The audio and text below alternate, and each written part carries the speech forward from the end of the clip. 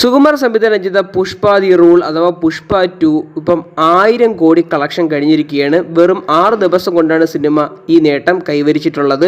Indian സിനിമയിലെ ഏറ്റവും വേഗതയിലും 1000 കോടി അടിക്കുന്ന സിനിമ പുഷ്പരാജിൻ്റെ പേരിലായിട്ടുണ്ട്. ഇപ്പം കേരള കളക്ഷനായിട്ട് കണക്കാക്കപ്പെടുന്നത് ഏകദേശം 17 കോടിക്ക് മേളിലും, തമിഴ്നാട് കളക്ഷൻ കണക്കാക്കപ്പെടുന്നത് ഏകദേശം 56 കോടിക്ക് മേളിലും, പിന്നെ കന്നഡ കളക്ഷൻ എന്ന് പറയുന്നത് 60 കോടിക്ക് മേളിലും, സ്വന്തം നാട്ടിൽ നിന്ന് അഥവാ തെലുങ്ക് നാട്ടിൽ നിന്ന് 212 കോടിക്ക് മേളിൽ കളക്ട് ചെയ്തിട്ടുണ്ട്.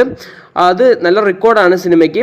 പിന്നെ ഹിന്ദിയിൽ ഏറ്റവും വലിയ റെക്കോർഡാണ് ഇപ്പോൾ കുറിച്ചിട്ടുള്ള പുഷ്പരാജ്. ഏകദേശം 437 കോടി രൂപ കളക്ട് ചെയ്തിട്ടുണ്ട്. ബോളിവുഡ് ആക്ടേഴ്സന്മാർ വായുകൊണ്ടിരിക്കുകയായിരിക്കും, കാരണം വെച്ചാൽ അടിച്ച് അത്രയ്ക്ക് കയറുന്നുണ്ട്.